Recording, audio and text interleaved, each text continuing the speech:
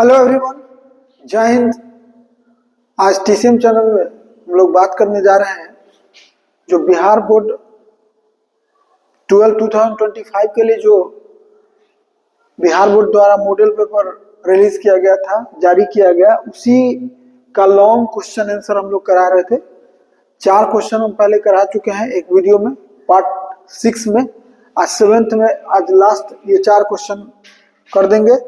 देखिए, ये क्वेश्चन हो चुका है 31, 32 हो चुका है, 33 हो चुका है, 34 हो चुका है, 35 करने जा रहे हैं आज। ये वेक्टर का क्वेश्चन है और वेक्टर का क्वेश्चन है तो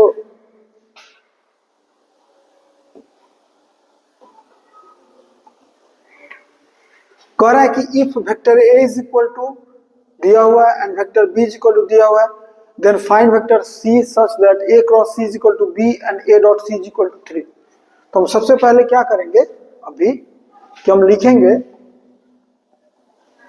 सबसे पहला काम लिखेंगे solution number 35।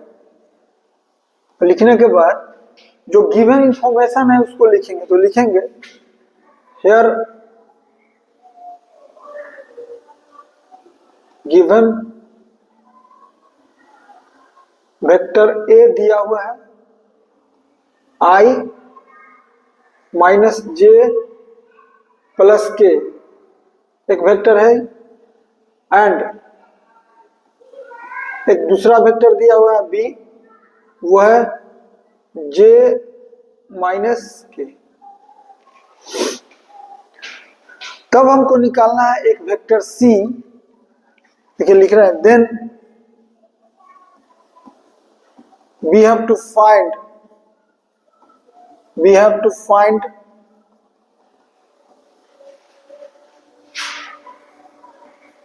a vector c such that a cross c is equal to b and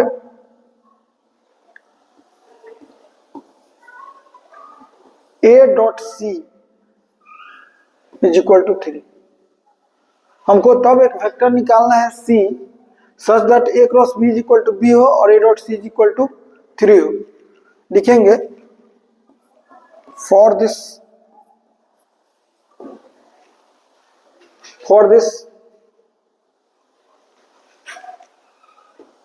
let vector c is equal to c1i plus c2j plus c3k। हम लोग इसके लिए सबसे पहले एक वेक्टर मान लिए c1i plus c2j plus c3k, एक वेक्टर मान दिए। अब पहला कंडीशन दिया हुआ है कि a cross c is equal to b होना चाहिए, तब निकालेंगे। नाउ a क्रॉस c निकालने जा रहा हूं। पहले सबसे पहला काम मेरा क्या है, a क्रॉस c निकाल लीजिए। निकालिए, a क्रॉस c क्या होगा,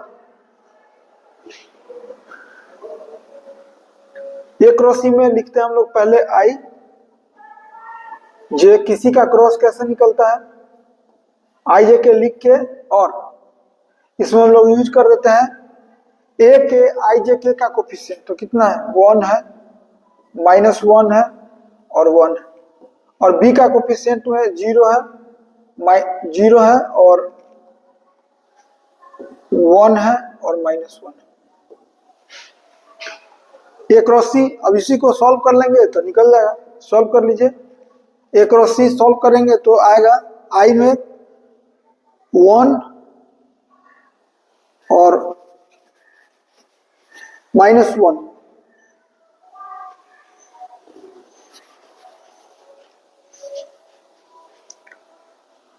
1 -1 यानी 0i हो गया। j में कौन होगा, ये डिलीट, ये डिलीट, तो -1 यानी ये हो गया j और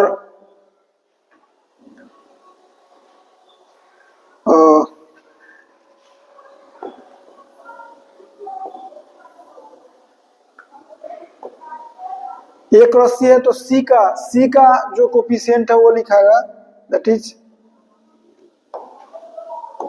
C1 C2 C3। अब लिखते हैं आई का कोफिशिएंट क्या होगा, -C3 -C2, यानी होगा माइनस बाहर कॉमन होगा C3 C2, यानी C2 प्लस C3I, एक हो गया। जे में ये डिलीट C3 माइनस C1, तो यानी प्लस हो गया C1 माइनस C3J, और के में ये डिलीट C2 प्लस C1, यानी ये हो गया इसका C1 प्लस C2K हो गया। अभी A क्रॉस C निकालिए, फिर हमको A डॉट C भी निकालना है, तो अभी A डॉट C भी निकालना, A क्रॉस C B के बराबर है। अब लिखेंगे, देखिए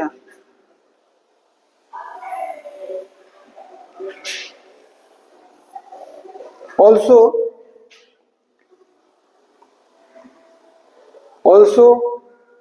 A dot C,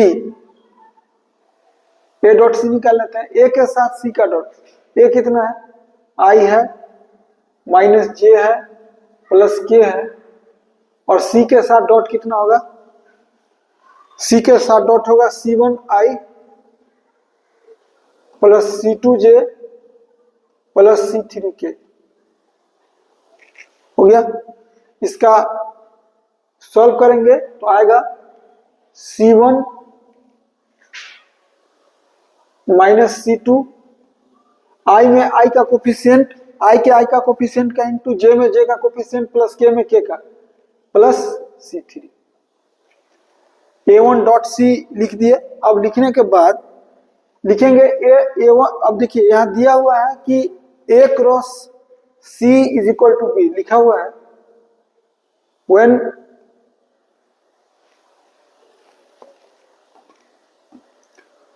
A cross C is equal to B।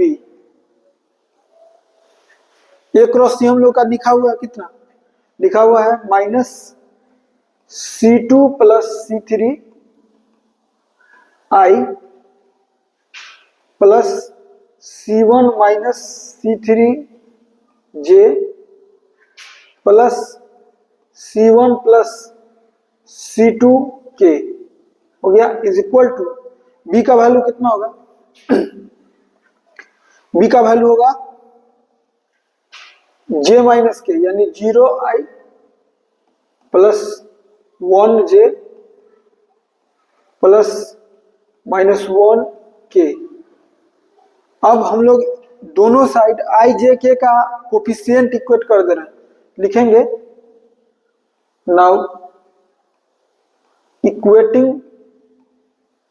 Equating coefficient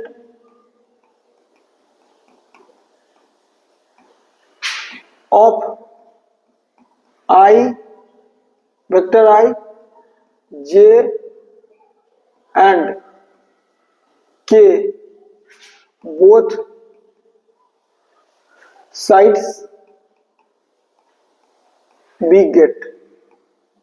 हम लोग क्या पाते हैं, देखिए यहां से मिलता है हम लोगों को, इधर I का कोफिशिएंट ये है और इधर I का कोफिशिएंट 0 है, तो यहां से निकल गया कितना, minus C2 minus C3 is equal to 0। देखो क्या, यानी यहां से निकल गया C2 is equal to minus C3, एक हो गया। अभी फिर निकला C1 minus C3 is equal to 1, इधर J का कोफिशिएंट 1 है, इधर है C1 माइनस C3, ये हो गया 1, और एक निकल गया C1 plus C2 is equal to -1। यहां से C2 निकल गया, यहां से हम निकाल सकते हैं कौन, C1 इज इक्वल टू होगा कितना, 1 प्लस C3, तो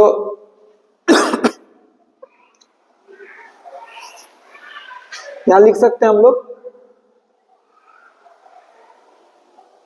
C1 इज इक्वल टू लिखा गया 1 प्लस C3 और C3 लिखा गया 1 माइनस C2। अब देखिए C1 लिखा गया कितना 1 प्लस C3 और C2 यहां से माइनस C3 के बराबर है। C1 हो गया यहां से, इसलिए इसमें लिखिए, देखिए इसमें C1 कितना है, C1 है 1 प्लस C3, C1 के बदला C2 है कितना minus C3 is equal to -1। C3 से C3 कैंसिल आउट हो गया, यहां से निकल गया 1 इज इक्वल टू -1। ये कभी पॉसिबल नहीं है, not possible.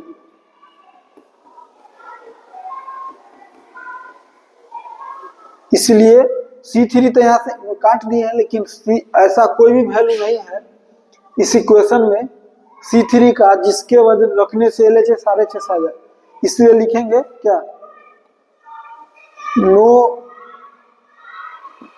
Any value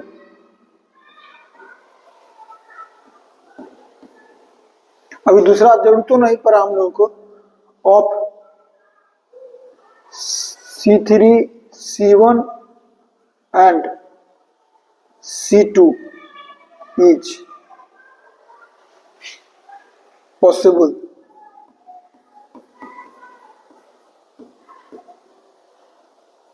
So no any vector C is possible such that vector A dot C is equal to B and A dot C is equal to 3। ये answer हो गया। यह मतलब कोई C ऐसा possible नहीं है जिसके लिए क्रॉस, यहाँ क्रॉस है भाई, यहाँ क्रॉस है, A cross C is equal to B हो जाए, A cross C is equal to B and A dot C is equal to 3 हो जाए। तो ये 35 का सॉल्यूशन हो गया।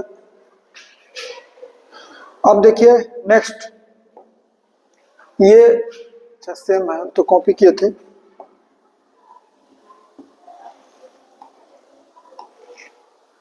अब देखिए नेक्स्ट,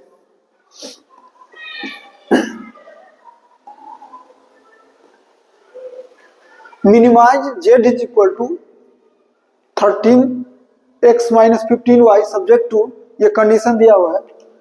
तो ये लीनियर प्रोग्रामिंग का क्वेश्चन है और लीनियर प्रोग्रामिंग का क्वेश्चन सॉल्व कैसे किया जाता है वो देखिए, लिखने का तरीका क्या टेक्निक है वो बता रहे हैं। टेक्निक है सॉल्यूशन, पहले तो क्वेश्चन नंबर लिखेंगे, सॉल्यूशन 36 और लिखेंगे। सबसे पहला लिखने जा रहे हैं, here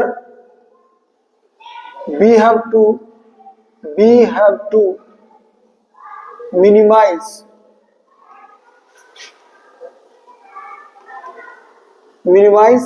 क्या मिनिमाइज करना है, Z is equal to 13x minus 15y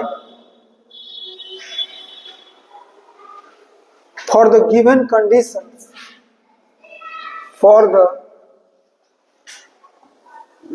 given conditions, देखिए क्या कंडीशन है, कॉन्स्टेंट्स जो रहता है ना उसी को कंडीशन बोलते हैं लीनियर प्रोग्रामिंग में। तो पहला स्टेप है कि जो इंफॉर्मेशन है उसको आप लिख दीजिए। तो हम अभी लिख रहे हैं इंफॉर्मेशन। कंडीशन क्या है हम लोगों का, कंडीशन है x plus y less than equal to 7। एक हो गया, इसको हम लोग फर्स्ट मान लेते हैं। फिर है 2x minus 3y plus 6 greater than equal to 0, ये सेकेंड है हम लोगों का। फिर है x greater than equal to 0, ये रहा थर्ड। और फोर्थ है y greater than equal to 0, ये फोर्थ।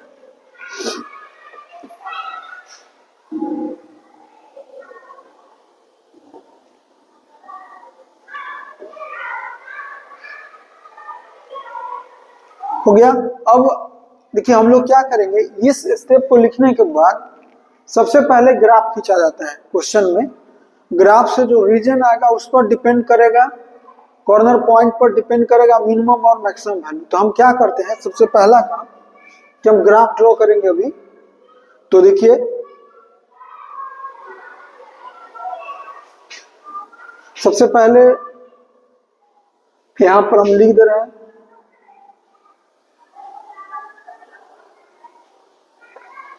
यहां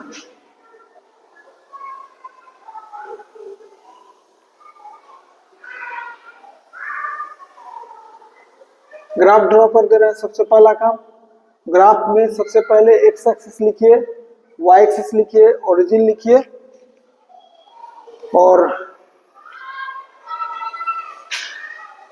ओरिजिन लिखने के बाद पॉइंट इसका 0 0 हो गया, ओ है, ये ओ है। अब हम लोगों को लाइन शो करना है x plus y equal to 7, x plus y equal to 7 line show करना है। तो इसका टेक्निक होता है कि x अगर एक्सिस पर कटिंग निकालना है तो y वैल्यू 0 करिए, y जो ही 0 करेंगे तो x इक्वल टू 7 आएगा। सपोज कीजिए कि इतना पॉइंट को अगर हम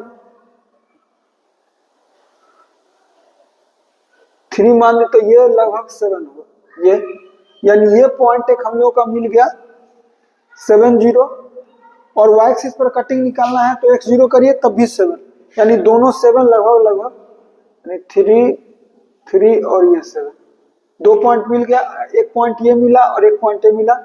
और इसी को हम लोग, और ये जो लाइन है वो किसको शो कर रहा है, x plus y equal to 7, equal में ही लिखा जाता है, इनइक्वालिटी आएगा वो फिर देखेंगे। फिर दूसरा है, एक और लाइन शो करना है 2x minus 3y, 2x minus 3y plus 6 is equal to 0, समझिए यही लाइन शो करना है। अगर x एक्सिस पर कटिंग निकालना है तो y 0 करिए, y जैसे 0 करिएगा ये आएगा 2x is equal to minus 6, x is equal to minus 3, यानी x में आपको माइनस 3 जाना है, तो x में माइनस 3 लगभग ये हुआ। सपोज कीजिए ये x में माइनस 3 हो गया, और y में अगर 0, y में x 0 करिएगा तो y निकल जाएगा कितना 2, यानी ये 3 है तो 2 लगभग यही होगा। और यहां से एक लाइन ड्रॉ कर दिए,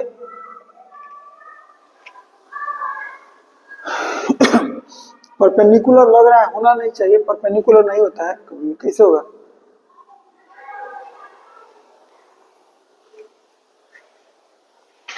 ये लाइन कौन है, ये लाइन है हम लोगों का, ये लाइन है 2x माइनस 3y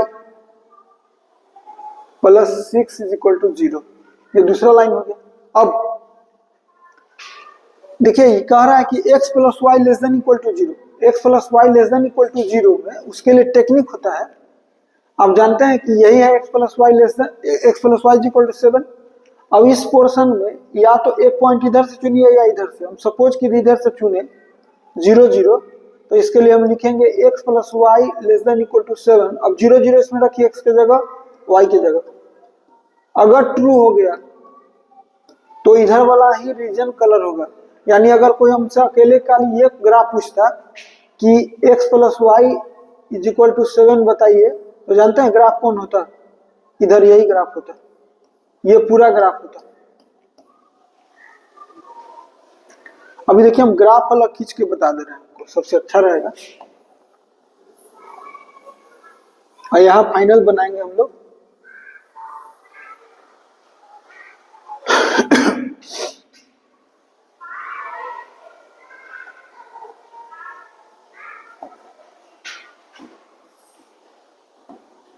देखिए हम ग्राफ खींच के बता दे रहे हैं आपको, जैसे एक ग्राफ अगर ड्रॉ करना है तो x में भी 7 और y में भी 7, और ये कर दिए,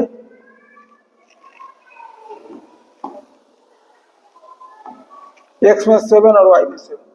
ये समझिए कि 7 0 है और ये 0 7 है। अब हमको दिखाना है, अब जानते हैं कि इसमें तो दो ही पोर्शन होगा, या तो एक पोर्शन इधर का, या तो एक पोर्शन इधर का कलर होगा, या एक पोर्शन इधर का कलर होगा। लाइन पर कंपटीशन ले लेंगे बाद में भी कर सकते हैं, कोई दिक्कत नहीं। दो पोर्शन, अब ये कलर वाला सही है कि ये कलर सही है, उसके लिए हम एक इस लाइन से हट के कोई भी एक पॉइंट चुन लेते हैं। सबसे आसान हमको लगता है 0 0। तो x plus y less than equal to 7 में x के जगह 0 डालिए और y के जगह 0 डालिए। अगर ट्रू हो गया तो जो पॉइंट आप चुने हैं वो रीजन ही कलर होगा। तो आप जानते हैं कि ये ट्रू हो गया, ट्रू हो गया तो इसका मतलब कि ये वाला रीजन गैप हो जाएगा। तो उस स्थिति में आपको इसको हटा देना होगा।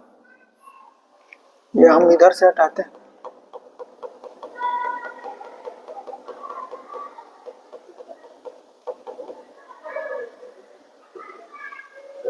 जब पूरे हट रहा है।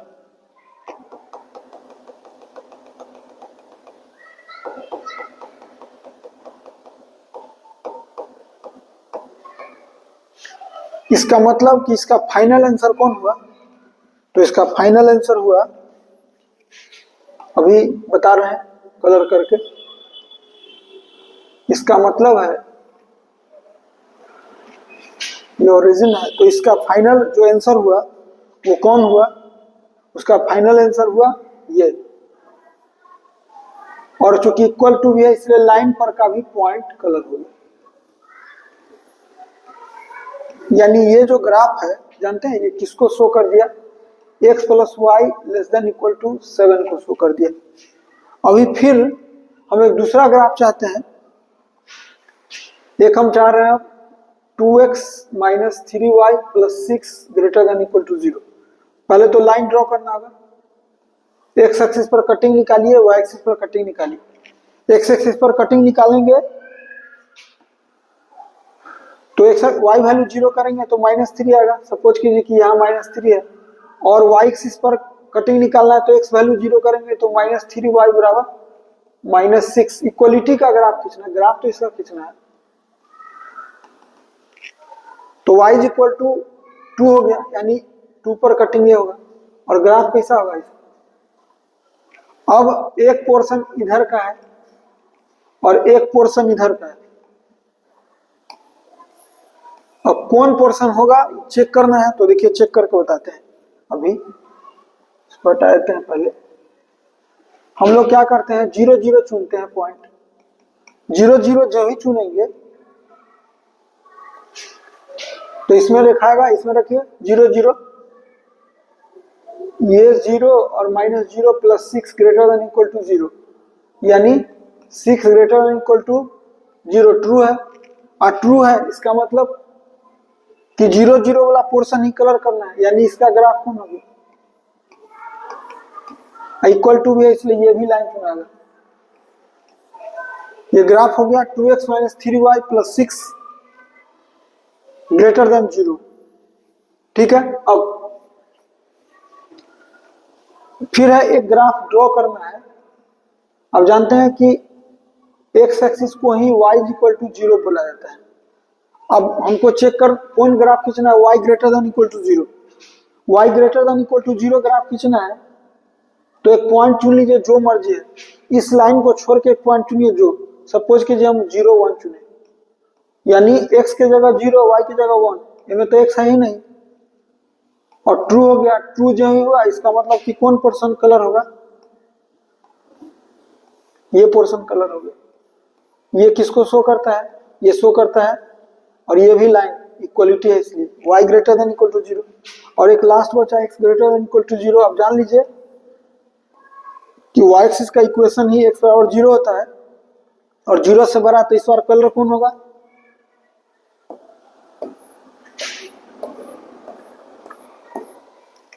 अब इस चारों का जो इंटरसेक्शन ग्राफ होगा वही वहां फाइनल ग्राफ होगा। तो गौर कीजिए, अगर हम यहां बनाते हैं चारों एक साथ, तो ये है और फिर ये है। अब देखिए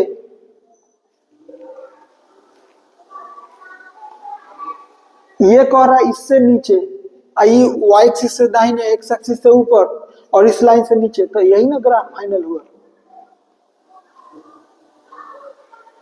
यानी यही पोर्शन कलर हुआ। यहाँ कॉर्नर पॉइंट 1 2 3 4, यही फाइनल ग्राफ हुआ किसका, जो चारों को रिप्रेजेंट करता है।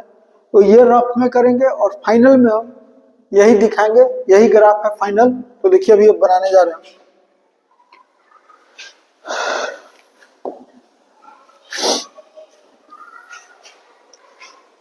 जो फाइनल हम लोग का रीजन हुआ, थोड़ा सा हम चाहते हैं कि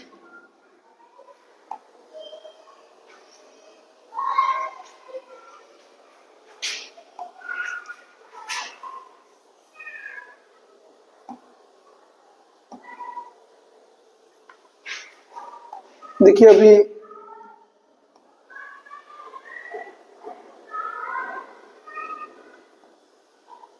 एक्स में कटिंग है -3 और वाई में कटिंग है 2।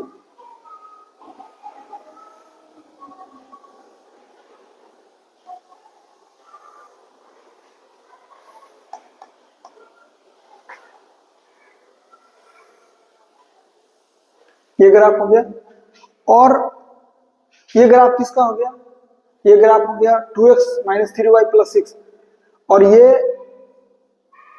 y = 0 है, और ये ग्राफ किसका है, ये x = 0। हम लोग का सैडल रीजन कौन है ये दिखा देंगे। सैडल रीजन है हम लोग का यही देखिए,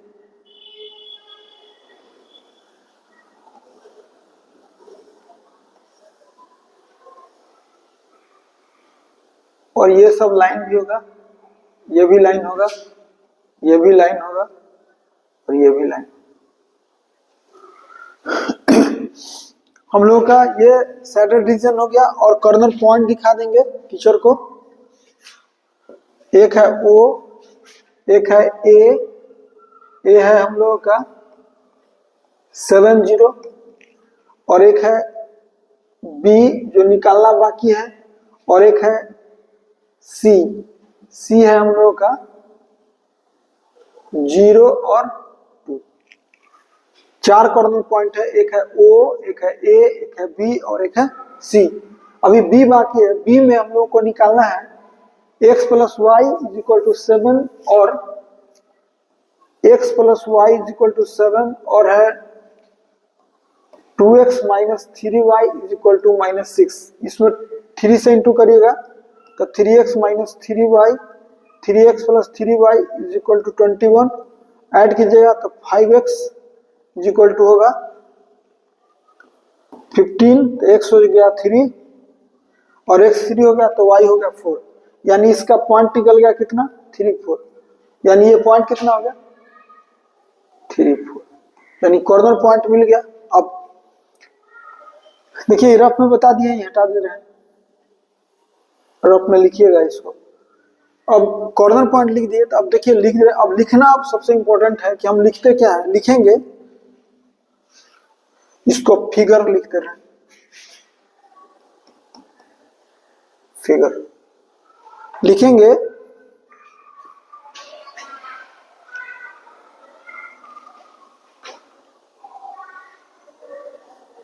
the shaded region, the shaded region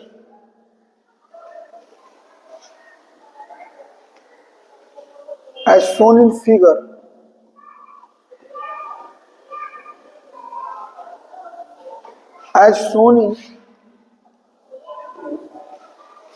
in figure 1, नाम दे दे रहे हैं इसका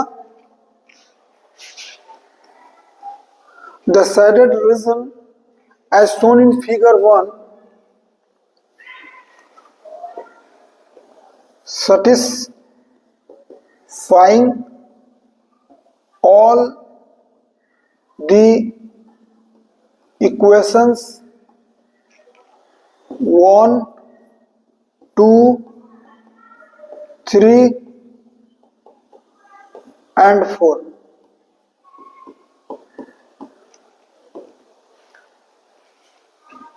ये 1, 2, 3, 4 सबको रिप्रेजेंट करता है। जो शेडेड रीजन है, छायांकित क्षेत्र बोलते हैं इसको, जो रंग दिए हैं, कलर कर दिए हैं, उसको शेडेड रीजन बोलते हैं। और यही लिखे द शेडेड रीजन है shown in figure 1 satisfying all the equations 1, 2, 3 and 4 and लिखेंगे and also it is clear that and also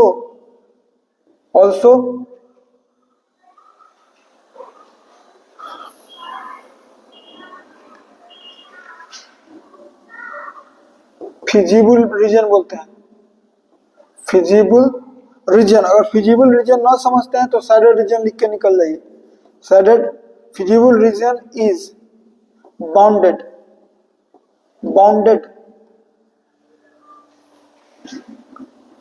and so according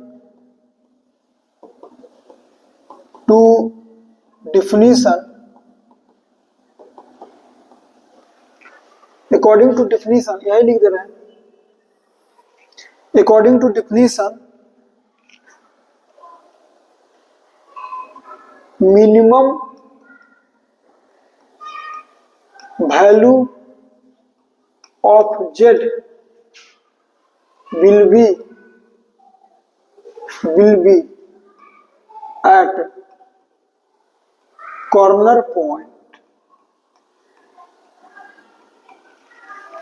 अब जो ही कॉर्नर पॉइंट होगा तो मिनिमम वैल्यू उसी पर होगा। अब देखिए यहां लिख दे रहे हैं हम,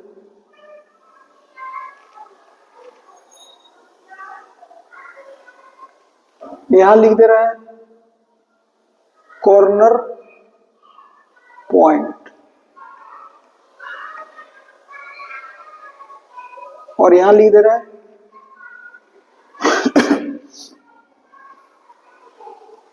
वैल्यू ऑफ z। कितना है z? z है 13x माइनस 15y। और कॉर्नर पॉइंट कितना है? तो एक है कॉर्नर पॉइंट, वो है 0, 0 एक हो गया, और एक दूसरा होगा 7, 0 ए है 7, 0 है, और एक है बी है 3, 4, एक है 3, 4 और एक है लास्ट सी है, एक है सी कितना है? सी हम लोग का 0, 2। अब वैल्यू लिखेंगे जेड का, अभी 0, 0 डालेंगे तो ये 0 होगा, 7 डालिए तो 91 होगा, इसका होगा 39, 39 और माइनस 60 माइनस 21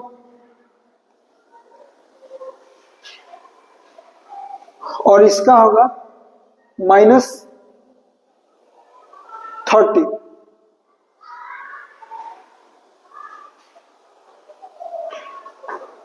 हमको पूछा है मिनिमम वैल्यू कहाँ है, तो मिनिमम वैल्यू तो यही है।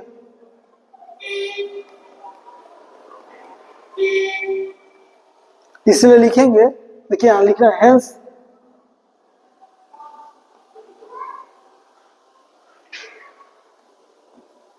Value of z will be minimum at point 02 and is equal to कितना, -30, यही आंसर। यह है आपको 36 नंबर क्वेश्चन। देखिए अब क्वेश्चन नंबर देखते हैं 37। कह रहा है कि find the probability distribution of number of doublets in 3 throws of a pair of dice. इस क्वेश्चन को दो तरीके से आप बना सकते हैं। एक जो अच्छा तरीका है उसको हम यूज कर रहे हैं। सबसे पहले लिखेंगे, देखिए यहां लिखने जा रहे हैं solution number 37।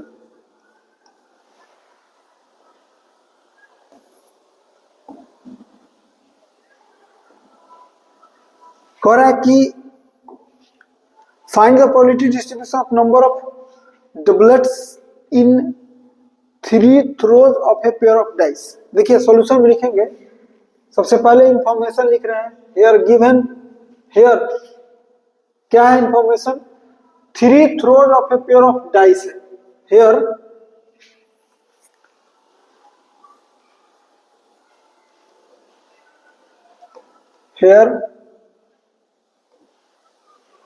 a pair of dice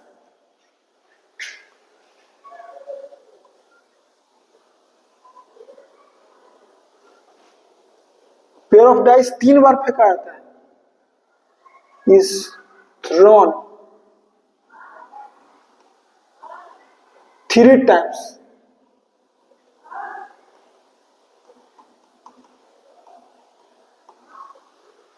इसलिए नंबर ऑफ ट्रायल्स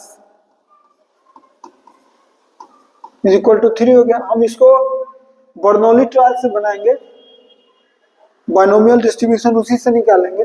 इससे नंबर ऑफ ट्रायल्स 3 हो गया, यानी n जो होता है बाइनोमियल ट्रायल में, बर्नौली ट्रायल में, वो n का वैल्यू 3 हो गया। अब लिखेंगे in each trial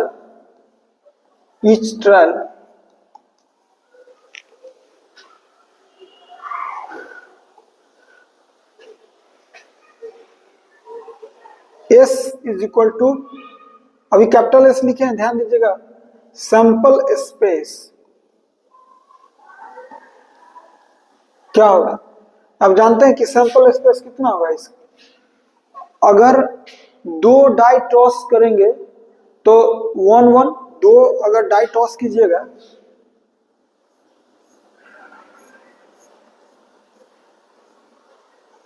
सपोज कीजिए 2 डाई है और टॉस करेंगे तो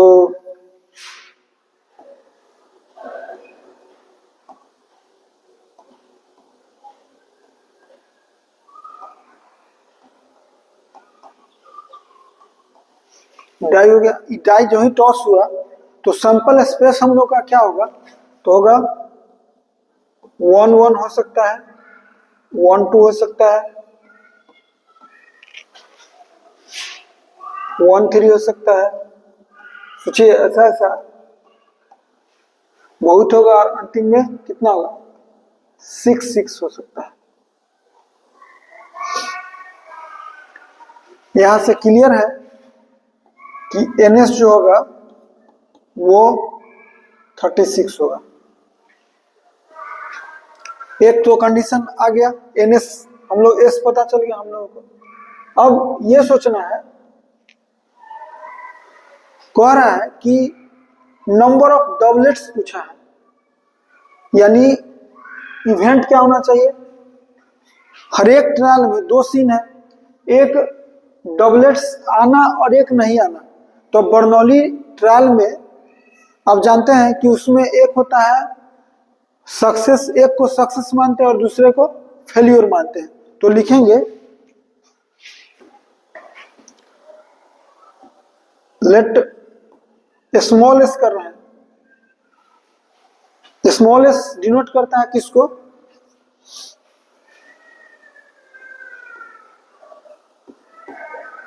the event in which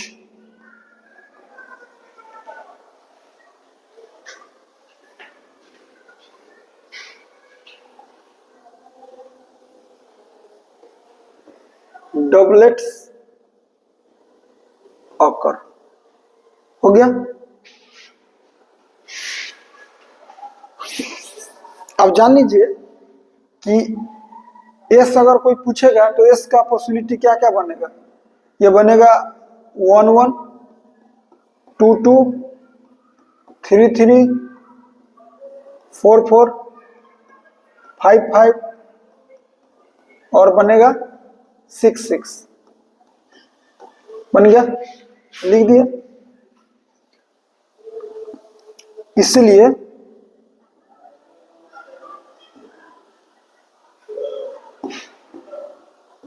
probability of success, देखिए हम स्मॉल एस लिख रहे हैं, ध्यान रखिएगा, इसी को बोला जाता है प्रोबेबिलिटी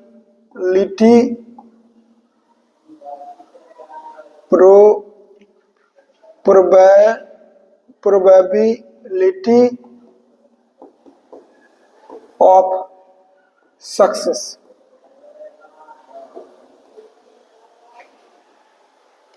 डबल सी होता है।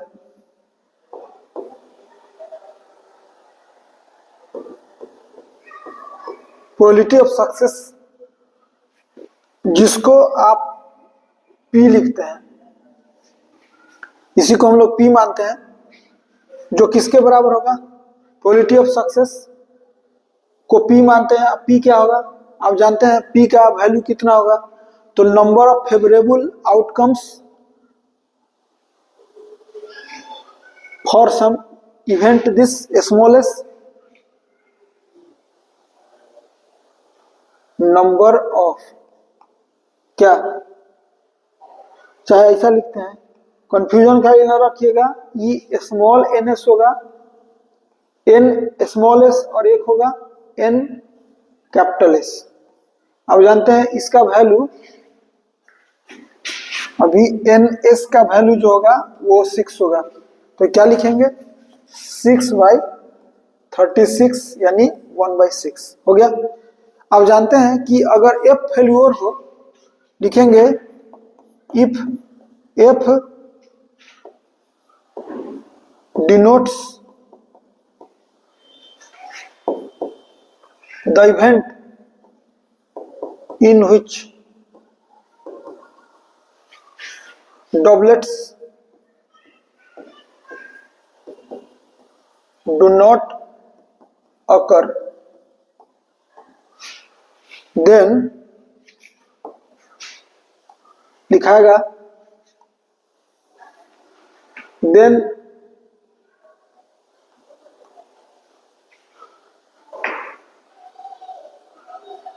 प्रोबेबिलिटी ऑफ फेल्योर, जो हम लोग को लिखते हैं हम लोग, एक है प्रोबेबिलिटी ऑफ सक्सेस और एक है प्रोबेबिलिटी ऑफ फेल्योर, वो होगा कितना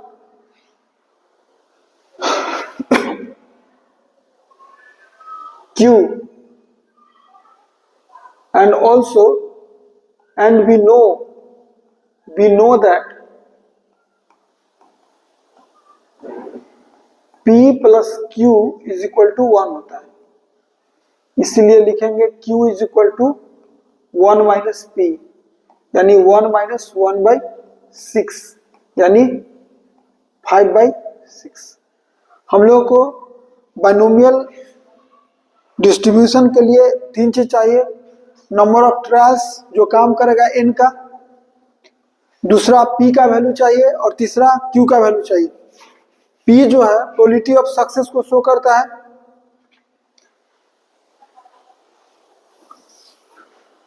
और इसके इवेंट में 6 आया है तो 6/36 हो गया। और प्रोबेबिलिटी ऑफ सक्सेस कर लिए और प्रोबेबिलिटी ऑफ फेल्योर कर रहे हैं। प्रोबेबिलिटी ऑफ फेल्योर जो होता है वो Q होता है और P plus Q 1 होता है, तब P निकल चुका है, तब निकाल लिए Q का वैल्यू 5/6। अब हम सबसे पहले मानेंगे late x is a random variable, random variable which denotes the number of doublets. X is a random variable which denotes the number of doublets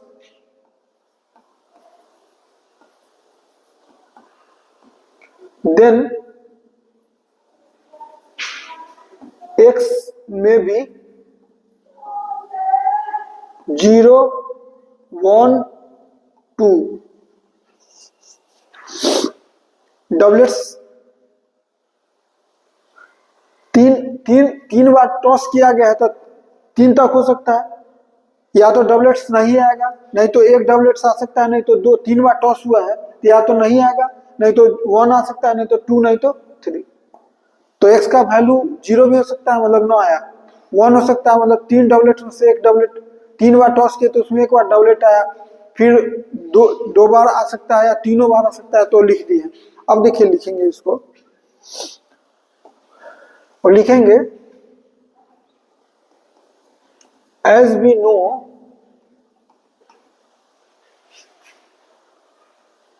P capital X अंदर में स्मॉल x पढ़े हैं आप, NCX Q पर power n minus x into P पर power x, were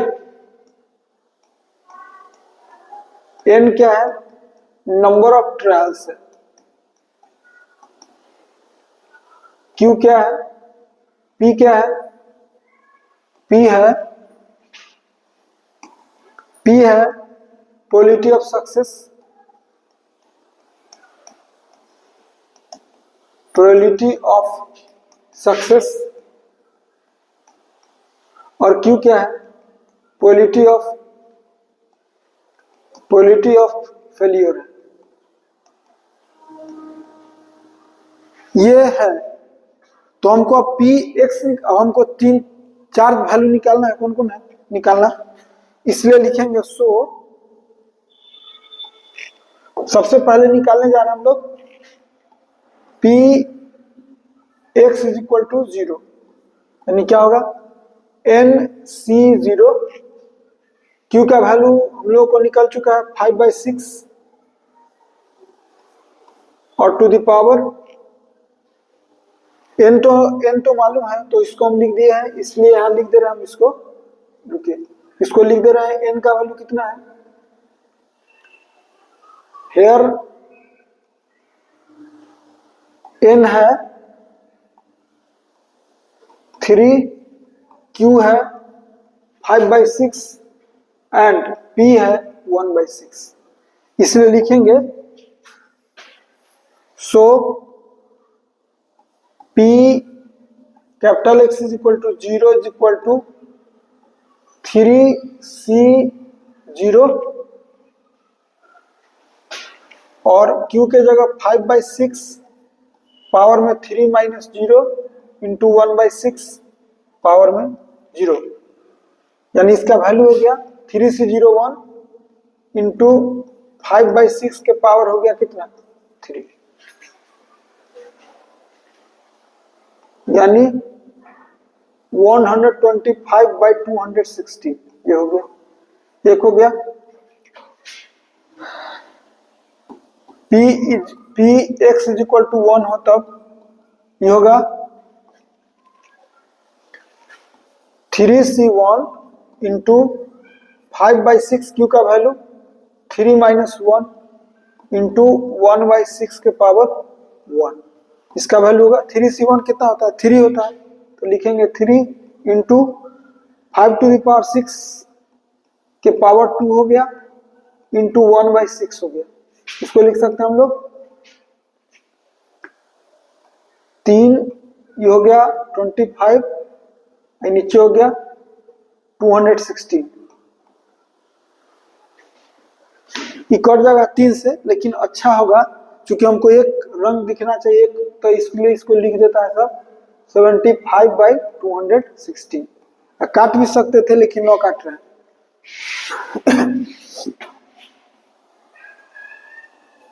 also P X is equal to 2 क्या होगा, लिखाएगा P X is equal to 2 के लिए 3c2 5/6 power 3 minus 2 1/6 to the power 2। ये लिख सकते हैं 3c2 3 होता है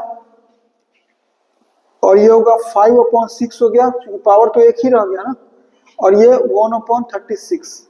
इसका वैल्यू कितना होगा 15/216।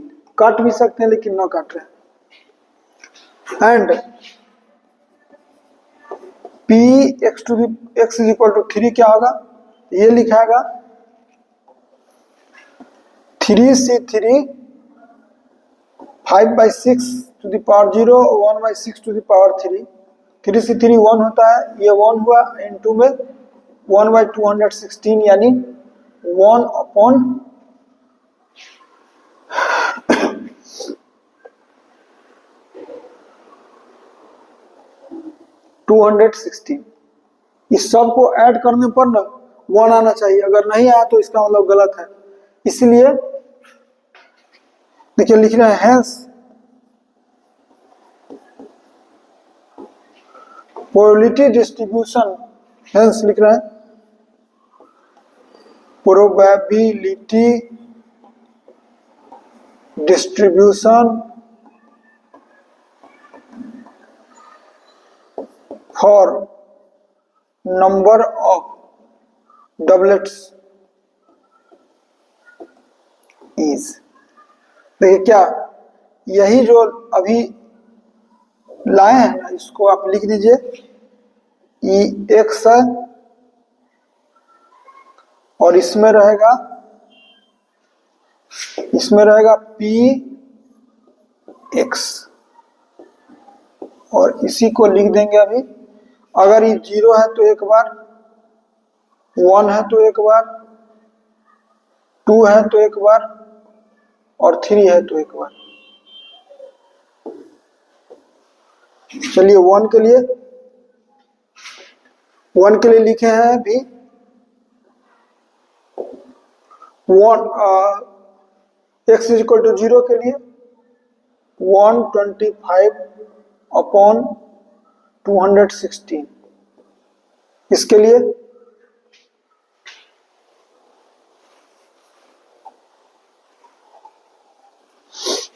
इसके लिए 75/216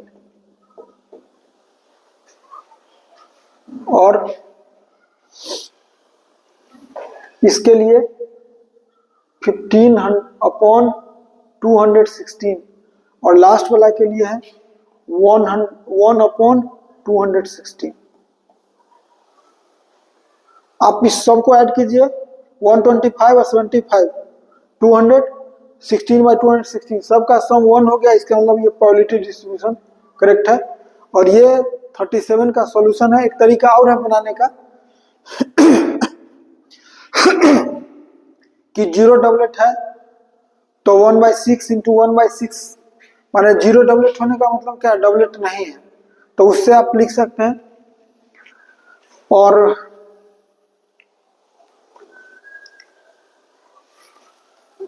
डबलेट नहीं होने का तरीका, एक मेथड इसमें रहता है कि डबलेट नहीं होने का तरीका तो या तो 0 है, 0 मतलब कोई डबलेट नहीं है, मतलब 5/6 भी पहला का बार भी नहीं है, दूसरा बार भी नहीं है, तीसरा बार भी नहीं है, तो तीनों का इंटू होगा। एक होने का मतलब एक बार डबलेट है, 2 बार डबलेट 9 है, तो 1/6 इंटू 5/6 गुने 5/6 देखिए आ रहा है। और सिमिलरली बना सकते हैं आप इस तरह, तो हम उसको ना बना, एक ही मेथड बना है, ये लिख दिए हैं। चलिए लास्ट क्वेश्चन एक है उसको बनाते हैं बस सॉल्व दो, नहीं तो बना चुके हैं लीनियर ऑफ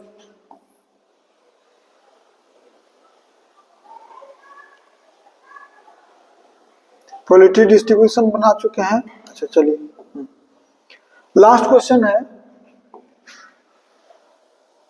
लास्ट क्वेश्चन है कि बोल रहा है कि सॉल्व कीजिए, solve the following linear equations bye matrix method. तो सबसे पहले देखिए हम लिखेंगे सॉल्यूशन और 38 और लिखेंगे here given linear equations are, क्या क्या है वो लिख देंगे। कितना है लीनियर इक्वेशंस है 2x plus 3y plus 3z is equal to 5, एक हो गया। उसके बाद है x minus 2y plus z is equal to -4, और दूसरा है फिर तीसरा है 3x minus y minus 2z is equal to 3। अब कह रहा है now to solve above equation from, लिख रहा देखिए now to solve above linear equations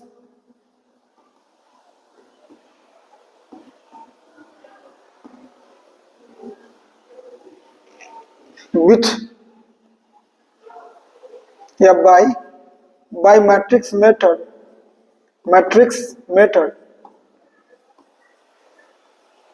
late. सबसे पहले हम लोग क्या करते हैं वो देखिए, मैट्रिक्स मेथड से सॉल्व करना है तो सबसे पहला काम आपको एक मैट्रिक्स मानना होगा ए। कौन है मैट्रिक्स? ए कैसे निकलता है, जो एक्स है ना यहाँ तीनों का, उसका कोफिशिएंट हटा दीजिए, यानी 2 1 3। सेकेंड कॉलम में क्या लिखाएगा, यहाँ का 3 -2 -1, और थर्ड में 3 1 -2। लिखने के बाद अभी तो ए लिखे हैं, फिर लिखेंगे x, कितना x y z, एंड एक और बाकी है, एंड एक और लिखेंगे b is equal to, b कितना जो राइट साइड में है 5 -4 3। ये हम लोग लिखे हैं। मैट्रिक्स से सॉल्व करने के लिए लिखा जाता है, एक लिखा जाता है ए, एक माने मैट्रिक्स जिसमें एक्स वाई जेड हटा के लिख दिए, एक मैट्रिक्स एक्स माने और एक मैट्रिक्स बी माने। अब हम लोग क्या करेंगे, सबसे पहले ए का डिटरमिनेंट निकालेंगे। देखिए हम निकालने जा रहे हैं। Now determinant A, determinant A पर डिपेंड करता है इसका सॉल्यूशन। अगर डिटरमिनेंट ए 0 हो गया यही सॉल्यूशन हो निकलेगा, मतलब सिंपल होगा सॉल्यूशन। तो अभी हम सबसे पहले क्या करें, डिटरमिनेंट निकालते हैं। डिटरमिनेंट कितना है 2 3 2 3 3, और है 1 -2 1, और है 3 -1 -2। अब डिटरमिनेंट का वैल्यू लिखिए, क्या होगा, इसका वैल्यू निकलेगा 2 से 4 और +1 यानी 2 × 5 हो गया, -3 × ये डिलीट तो -2 और -3 यानी -5, और +3 ये डिलीट -1 और +6 यानी 5। कितना होगा, इसका वैल्यू हो गया 10 + 15 और +15 यानी 40। नॉट इक्वल टू 0 है, नॉट इक्वल टू 0 जो हुआ इसका मतलब है कि इसका सॉल्यूशन होगा। यहां से क्लियर हो गया, इसीलिए ए इज इनवर्टेबल। क्योंकि हमको टेबल ए इनवर्स निकालना है। अब ए इनवर्स निकालना है तो सबसे पहले लिखेंगे हेयर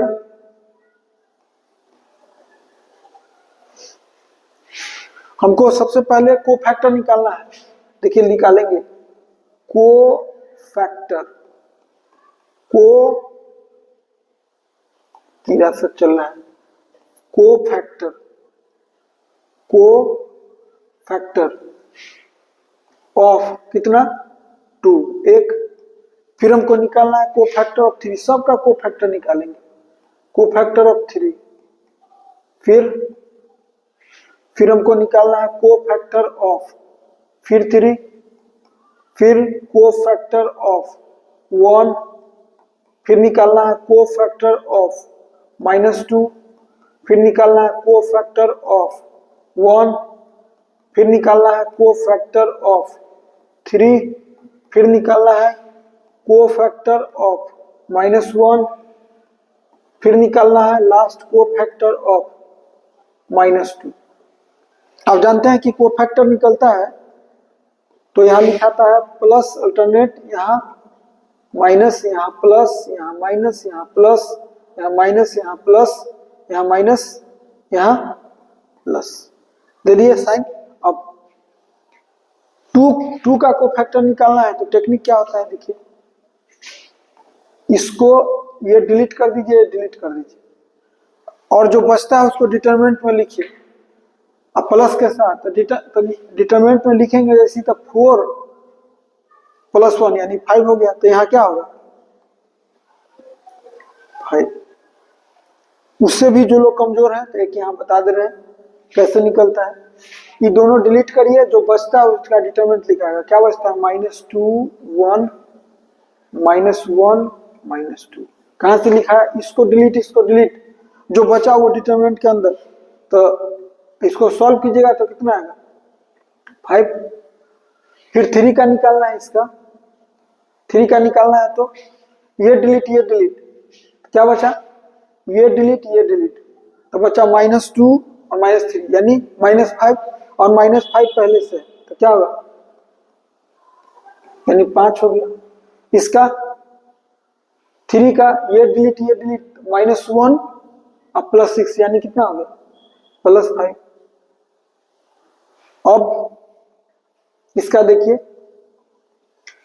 1 का ये डिलीट, ये डिलीट, 1 का ये डिलीट, ये डिलीट, क्या बचा -6 और +3 9, नहीं -6 और +3 यानी -6 बचा, -3 बचा, -6 + 3 -3, तो यहां पर पहले से माइनस है तो हो गया कितना 3। फिर -2 का इसका ये डिलीट, ये डिलीट, क्या बचा -4 और -9 -13, तो इसका होगा -13, तो पहले से प्लस है तो ये हो गया कितना -13। इस 1 का, अब इस 1 का ये डिलीट और ये डिलीट, क्या बचा -2 और -9 -11, तो ये माइनस पहले से है, -11 कितना हुआ 11।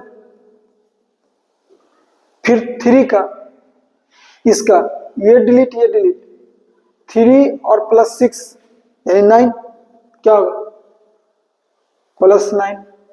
इसका ये डिलीट, ये डिलीट, 2 - 3 -1 यानी माइनस पहले से है तो -1, तो यह 1 हो गया। और लास्ट का इसका और ये खत्म, -4 -3 -7,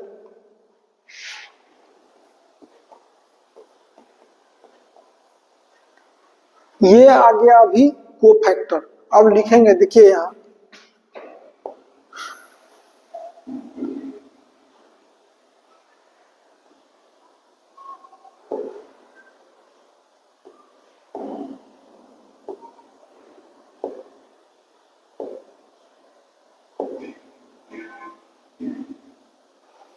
अब क्या करते हैं हम लोग कि इसको हटाते हैं क्योंकि अभी तो हमको निकालना है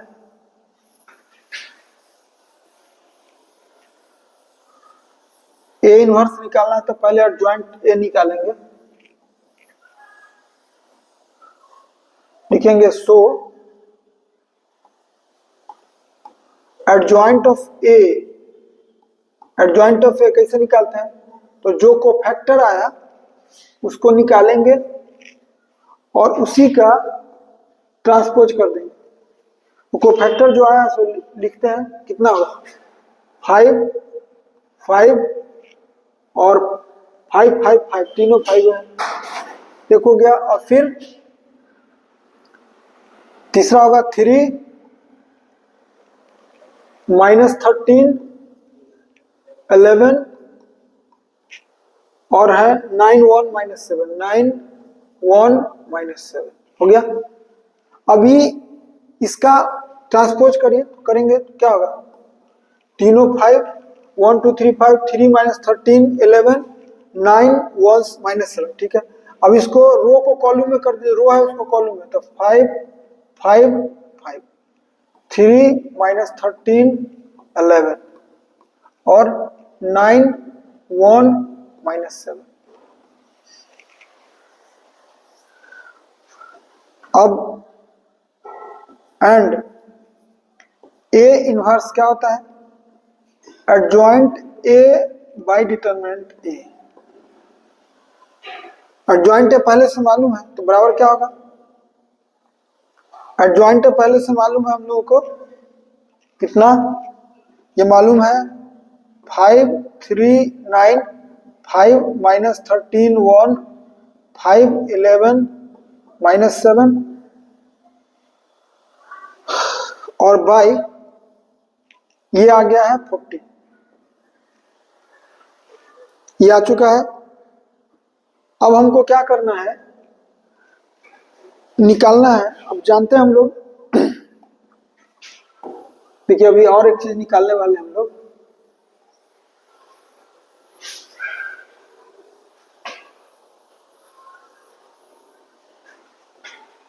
अब लिखेंगे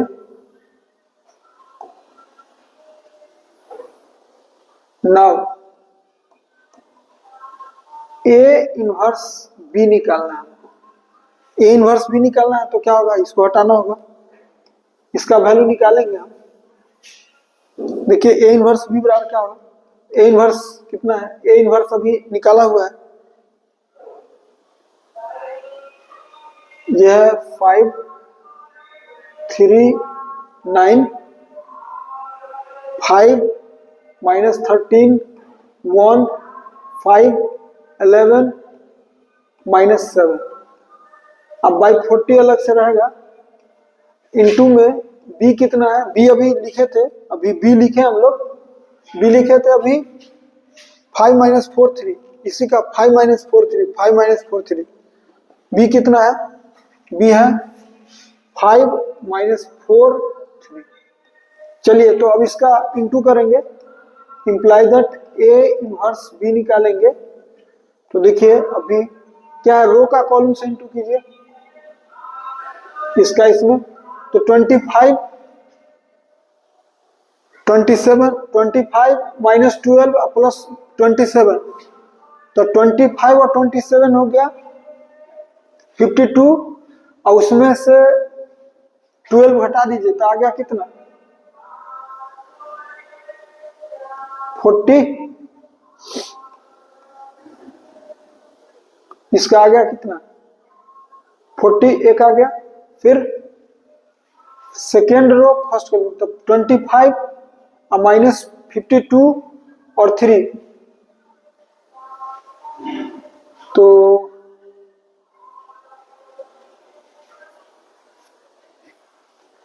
इसका देखिए ये आ गया 25 और ये आ गया प्लस 52, 25 प्लस 52 और ये आ गया 3,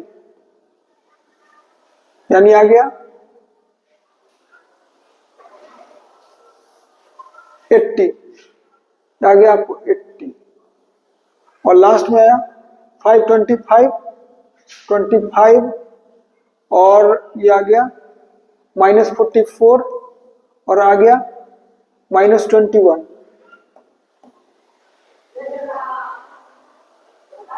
तो ये हो गया कितना, -40। अब पहले से नीचे 40 किसी भी मैट्रिक्स में डिवाइड कर सकते हैं, तो इसका वैल्यू कितना आएगा, 40/40, 80/40 और एक और आएगा -40/40, यानी इसका वैल्यू निकल गया आपको 1, 2, -1। अब लिखेंगे since x is equal to क्या होता है, x इज इक्वल टू होता है A इनवर्स B। यहां से क्लियर है कि E होगा x, ये y, z और इधर से हो गया 1, 2, -1। यहां से हो गया, दो मैट्रिक्स इक्वल होता है तो आपको पता है x is equal to 1, y is equal to 2, z is equal to -1। यही हम लोग का आंसर हो गया, यही इसका सॉल्यूशन हो गया। तो अभी पूरा क्वेश्चन खत्म हो गया 38 तक, अब कोई क्वेश्चन नहीं बचा और बिहार बोर्ड का जो भी क्वेश्चन था वो बन गया। तो